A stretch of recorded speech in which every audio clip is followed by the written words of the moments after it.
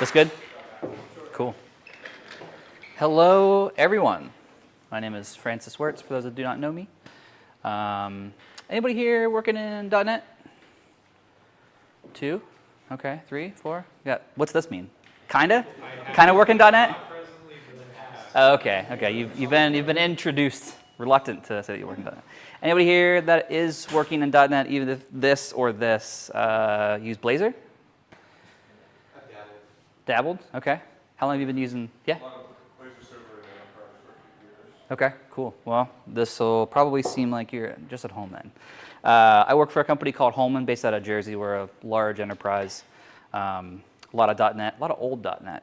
And now we're starting to branch into Blazor over the past couple of years. So I did a talk at CPOSC last year, 2023, as more of an introduction to Blazor. I stole some content from that just to give an overview because there wasn't a whole lot of hands that went up during that talk. So I was assuming probably not a lot at this one either. So, but very specifically, we'll be looking at what's called the Interop. But this will just be a cursory. This is kind of a very small topic within the scope of .NET's current web architecture and Blazor itself. So not a whole lot of content to go over, but I'll provide some examples about what this is going to help me do within my organization. So what are we going to get into? Just going to read off the slides because I'm not too good at rolling off the cusp here. So brief history of Blazor. We'll go over that. We'll talk about the two primary hosting models, kind of a third hosting model now with .NET 8. We'll get into its competitive WebAssembly version, sort of a version, I guess. And then we'll talk about the JS Interop, which does apply to both, but specifically we'll be looking at it with the WebAssembly version. And then we'll see how we can actually plug Blazor components into existing JS-based apps. So it could be anything. It could be Vue app, React app. I got a little sample React app here that we'll look at how we can integrate with that using Blazor. All right, so what is a Blazor? Not the vehicle, but it is browser plus Razor with an L in the middle. I'm assuming without the L, it probably would have got confused with the unsavory other brand. So yeah, Blazor is your typical Razor pages with some magic sprinkled on top. .NET Framework runs in client server and as well as a progressive single app applications and as well also mobile and hybrid. Haven't done much with Maui and the mobile hybrid just yet, but I've used the server architecture as well as WASM quite a bit now. It's got the core building blocks of any other, full stack web application system framework. HTML, your different CSS languages, Razor, WebAssembly, SignalR, which is Microsoft's framework around WebSockets, and then of course ASP.NET Core. First launched, I believe, .NET 5. I was trying to go back the years because it's typically released every year. I don't know what happened around 2020 because we're just getting version 9 this year. So I think 2019 was version 5. Apologize for the formatting. I copied this from another slide. So developed by Steve Sanderson and team at Microsoft. 2017, it was demonstrated during the Microsoft MVP Summit, their annual conference, and he demonstrated the kind of the preview release candidate version of what Blazor and Blazor WASM could be from Microsoft. Throughout 2018, they added on major features, experimental releases up to version 1.0. And then in 2019, at the end of 2019, they did their first major release. So why Blazor? Well, for those with .NET experience, very easy to pick up and learn, especially if you've used Razor. It's basically Razor, not a whole lot different. Very easy to adopt for front-end focused users. Anybody here working React, Vue, primarily on the front end? Yeah, a lot of us working that kind of stuff. A lot of very similar concepts. This is a way for, we have a lot of React-focused developers that can be very productive in some of our Blazor systems because they're used to component-based Vue architecture. So if you're working in stuff like React, Angular, Vue, Blazor's not too much of a departure.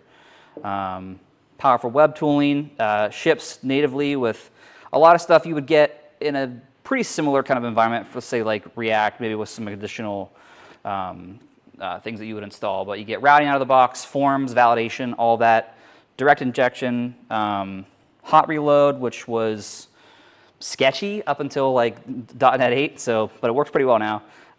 Layouts, server-side rendering, static rendering, tag helpers, all that lovely stuff.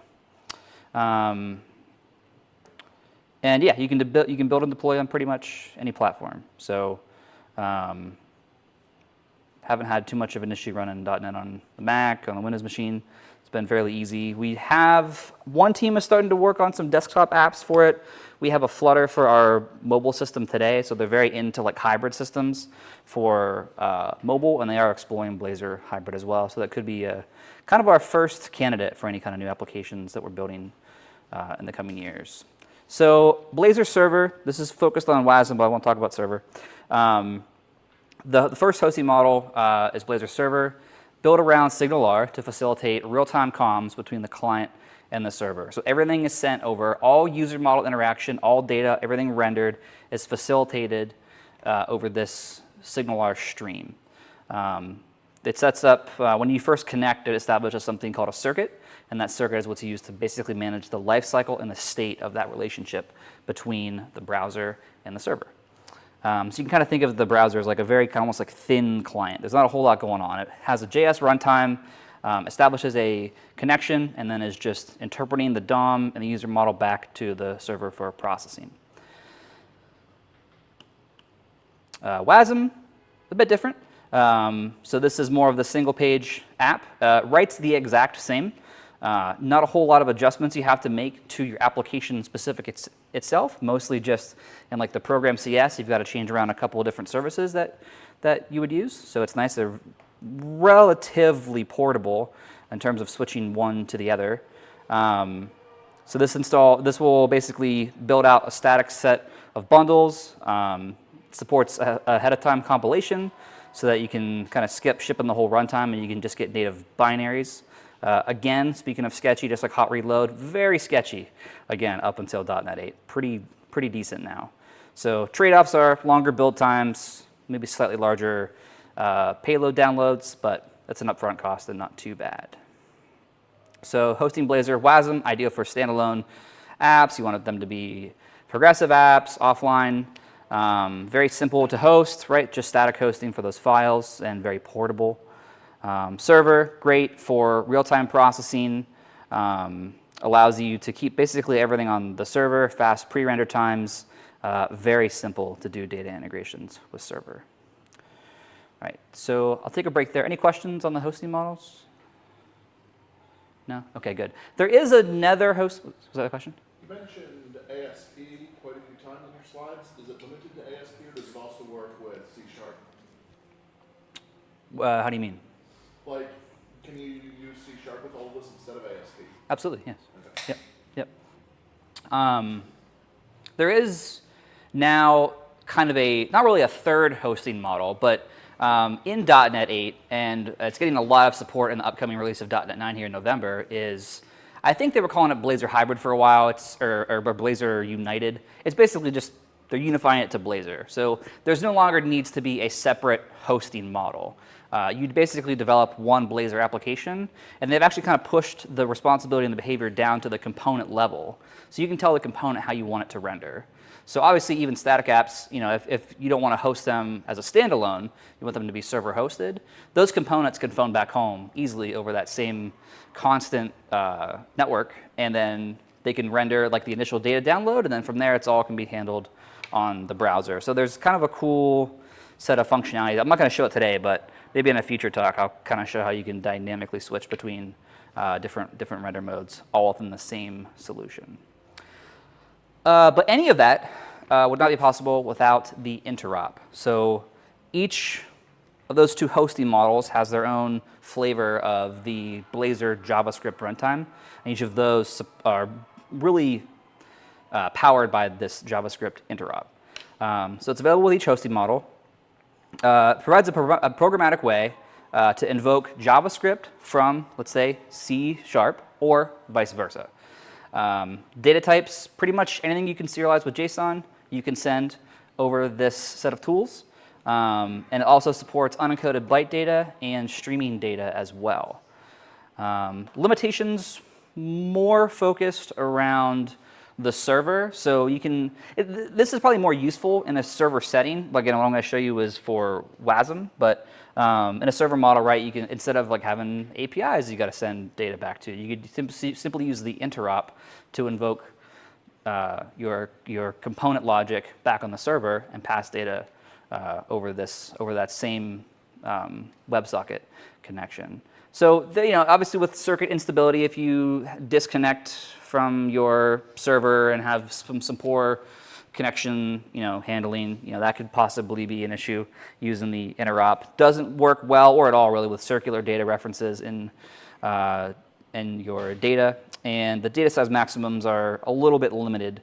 I don't know what they are exactly, but that's more focused on the signal, our data limitations per packet. All right, now let's look at some examples. So I'm a bit new to this kind of topic, maybe you could tell. I've been using Blazor and Blazor Server for a while now, but more recently at my company, we've kind of hit this critical point where for the past 5 years, we've been getting out of web forms, MVC, and getting more into React-focused types of applications. We've got some Vue stuff sprinkled in there, but every team is probably 20, 25 different IT groups, dev engineering groups, that are all working more or less independently. We've got a lot of data overlap, but our UIs are starting to drift apart in terms of implementation. So now we're trying to bring it back. How do we lean into standardization and bring everything back home? And so more recently, a lot of those teams have been leaning into Blazor and using that as a tool to provide value to our customers and internal tools, what have you. But our backends are all still very much tied together. Here's one of our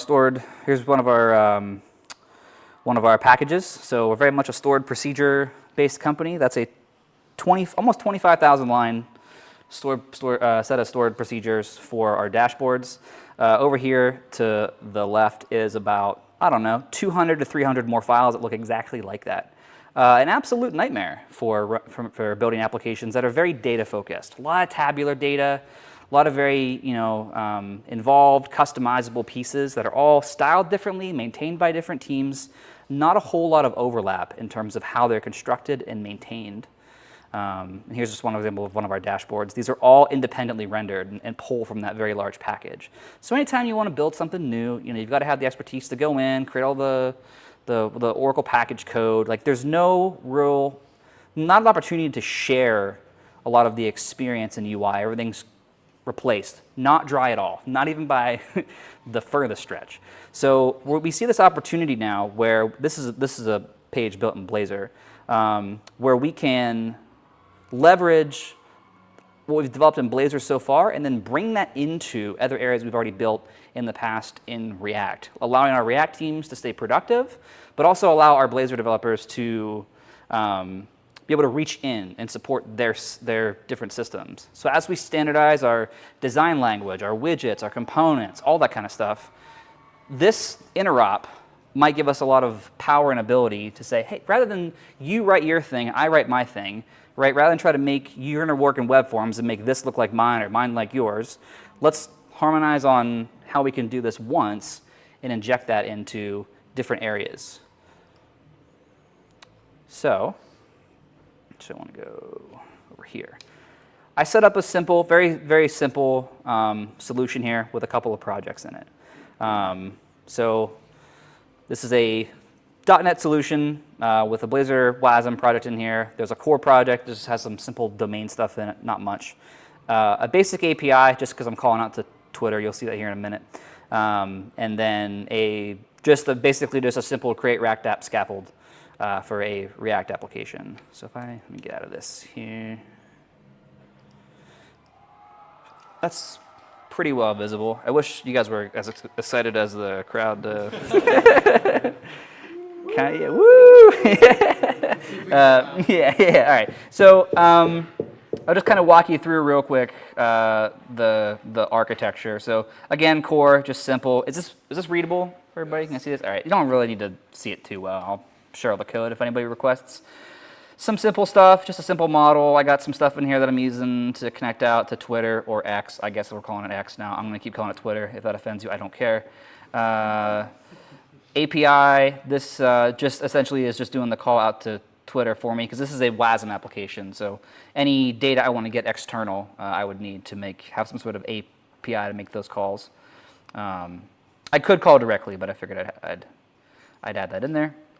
And then the WASM product itself. If you're not familiar with how a WASM product is structured, it's really kind of up to you. The standards are basically you'd have a components folder, which is anything that's shared or reusable.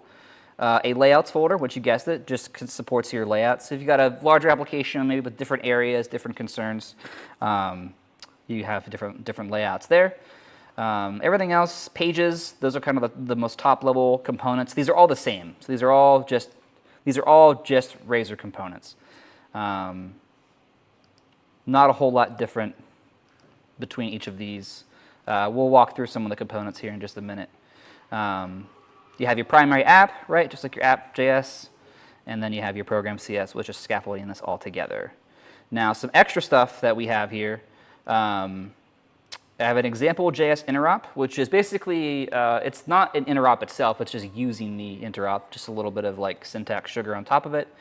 And yeah, I think that's about it for what's unique in this. So I'll kind of talk through what we have registered in order to make this work. Before I do that, I'll just speak to what I have running. So right now, again, a WASM project you would build. This is running in a dev container that I've basically constrained to have virtually no resources.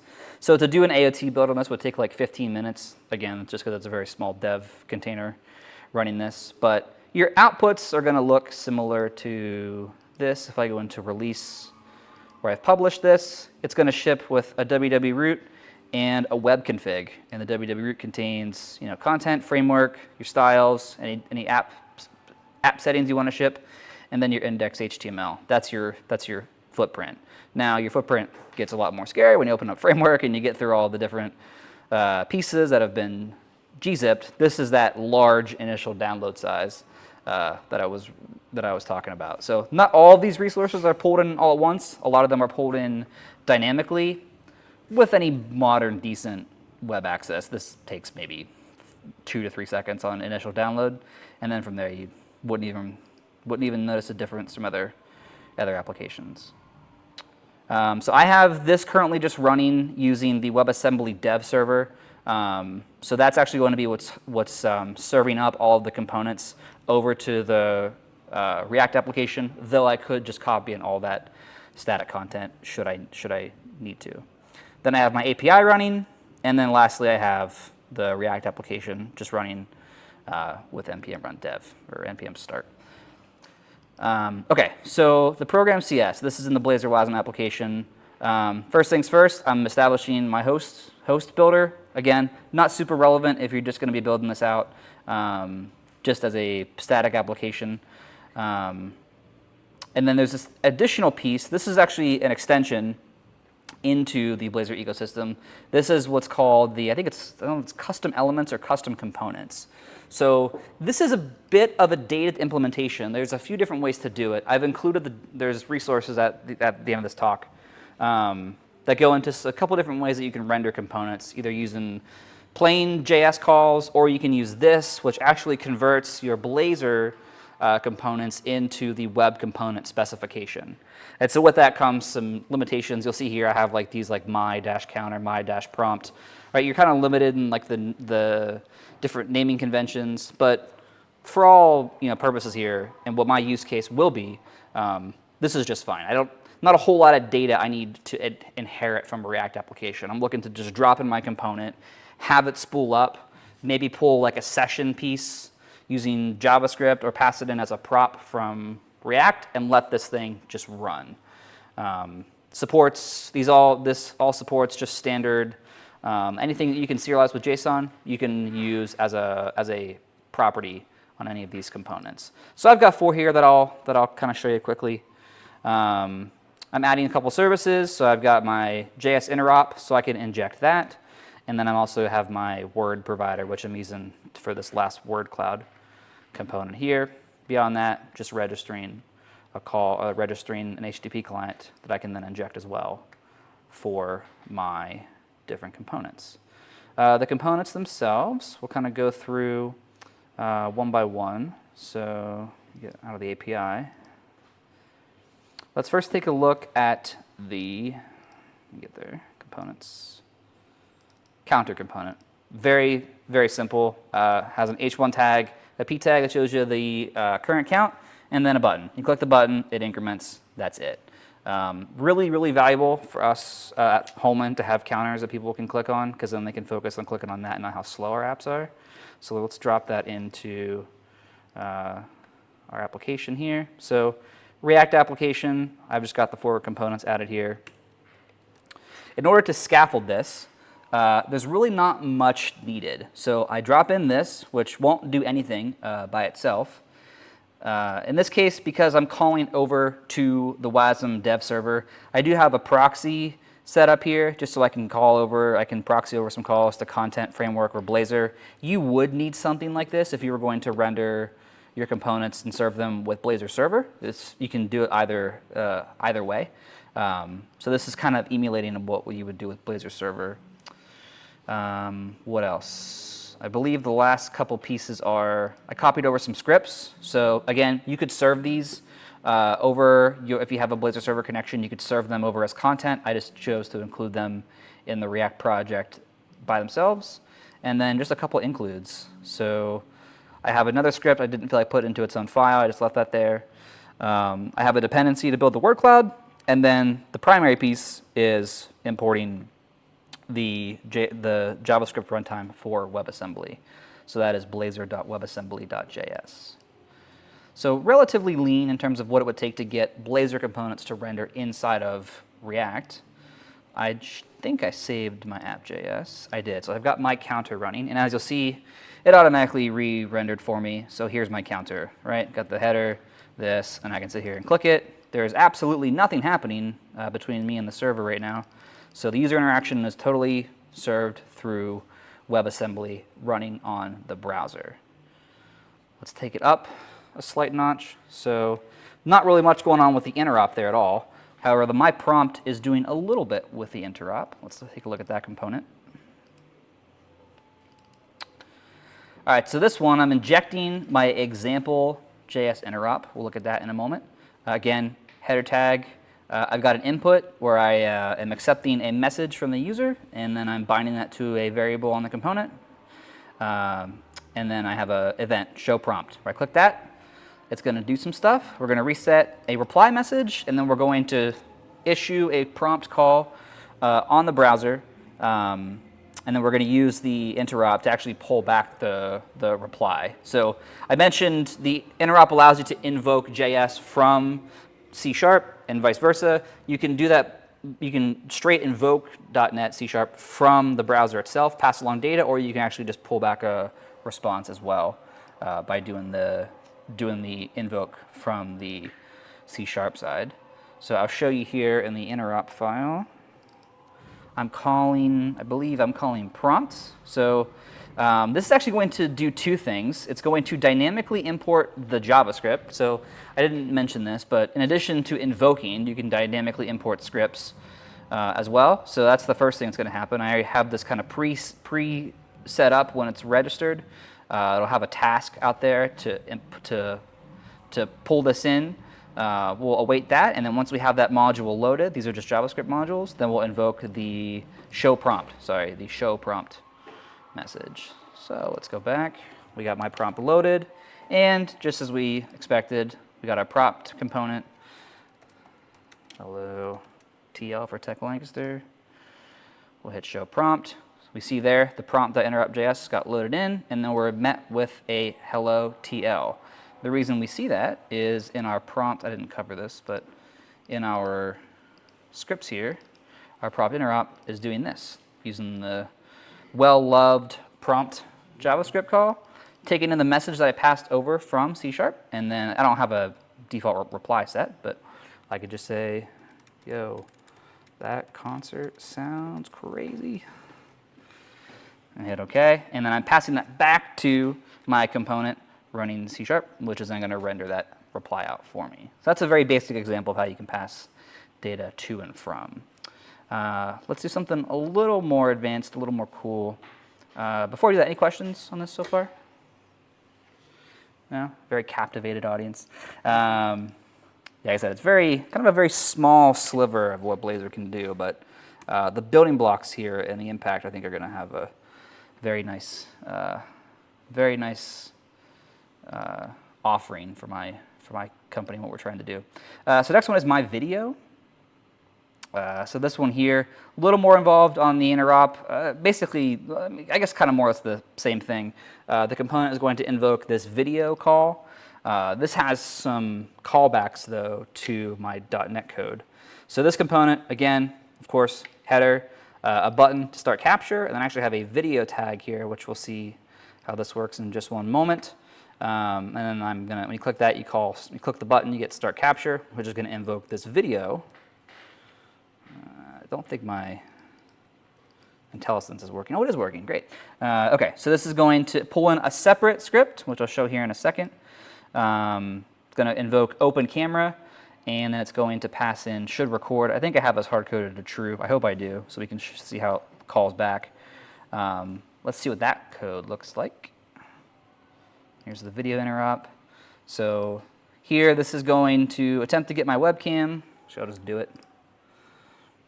Start capture. You'll see it loads the video interop.js. I'm going to allow it. And then, oh, shoot, there I am. Look at that. I'm on my own presentation. Whoa, wild stuff. And then we'll see here, I'm outputting the bytes. As I'm reading, as this is happening right now, the bytes are actually being sent back to the server. Right now, I don't, because this is a Blazor WebAssembly, I can't like write to a file or anything like that. I could through the interop, but I'm not going to send data to and from just to write the file. But if this were Blazor server, I could then take this and write it to a file. You know, you could use this with any kind of media, video, phone, however you wanted to use this kind of tech. So what this is doing is if I'm recording, which I set this to record, establish a couple of JavaScript objects here. As data becomes available, there's probably a better way to do this. This is what ChatGPT gave me. I'm calling .NET invoke method async. And so what this is doing is I'm giving it the namespace, a method that I've declared is invocable by JavaScript, and then I'm just simply passing it the byte array to be processed. And if I go to that in the JS interop, I believe it has to be a static method, and I believe you cannot have naming convention collisions, which is why you give it the namespace and the method. So this is registered as a static method on this namespace to be invocable by JavaScript. And so all this is doing is just receiving the bytes, and then again through the interop, any console write lines that I do in Blazor WASM automatically get written back to the console that you see here. So that's a kind of a to and from. And then lastly, I was hoping to like do something cool, like embed this into the CPOSC website, but just kind of ran out of time. And it's way easier to set up this for React than what it is for Vue or Vite. Is that what it is? Vite? Is that what the thing's? Vue, Vite? Yes. Okay. Well, that's not I'm not Vite when it comes to modifying Vue to use Vite to render Blazor components. I can tell you that much.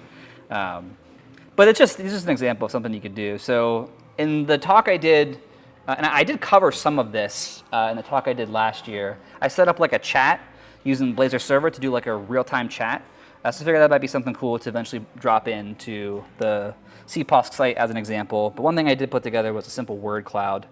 Again, I think more of the magic here is just JavaScript. But this kind of speaks to if I've got a lot of complexity that I'm doing, like maybe I want to do a word cloud from my own company intranet. I want to pull all of our blog posts and come up with like a sentiment on discussion around a certain thing, and then drop that into, a simple web page that we set up to show it like a corporate offsite. I could build that out in Blazor and then just drop that into an existing website that maybe a third party had built. So I got a word cloud here. This will hopefully successfully call out to Twitter or the X APIs, and I'm going to search for .NET Conf, and then, oh, look at that, lo and behold, I got my little word cloud there. It's very expensive, the new X APIs. So this is only searching recent tweets and not historical tweets, so we get a lot of different kind of fun. I didn't do a lot of time ignoring stop words like this and ellipses, but Yeah, and again, this is using the interop, so the component itself is very lean. Let me go to that. That's that here, word cloud. Not a whole lot going on, except the search term, the width, the height. Internally, I'm injecting the word provider. I have this type set up called word frequencies. We saw that earlier in the domain project.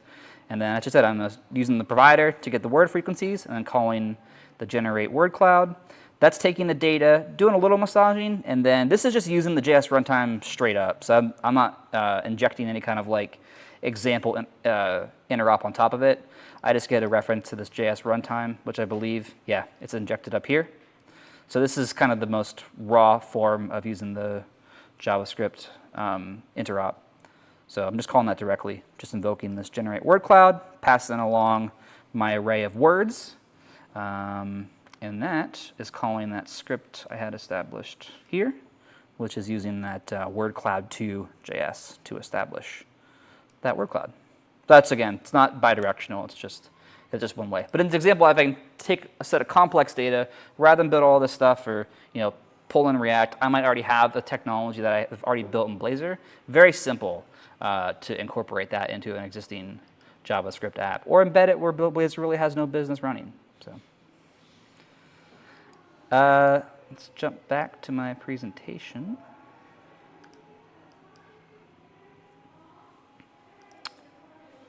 All right, recap. So Blazor, a couple different hosting models, technically 3 with this new kind of Blazor web, where it's all running under one kind of solution, one kind of framework, and you can control the render mode. The JS interop is like instrumental in all of that. Offers the ability for you to translate user interactions to the DOM and vice versa. Developers can custom define how their components will initialize and leverage the web component standard. Leverage those different standards to make it interoperable with different JS frameworks. Here's some resources. And any questions? Just one, though. Isn't that the rule? You only get one question? I think that's the rule. Maybe a follow-up. What's your one question? You asked 2 questions. 2 as 1.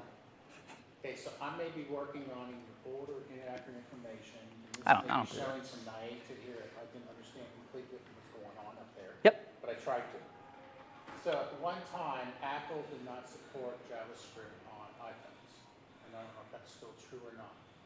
So my question is, if that's true, how does what you do to handle stuff that's an iPhone if you're running the application on the phone itself? Okay, so the question is, based on the possibility of a area where you might want to render Blazor components, if they don't support JavaScript, does this solve that? It does not, no.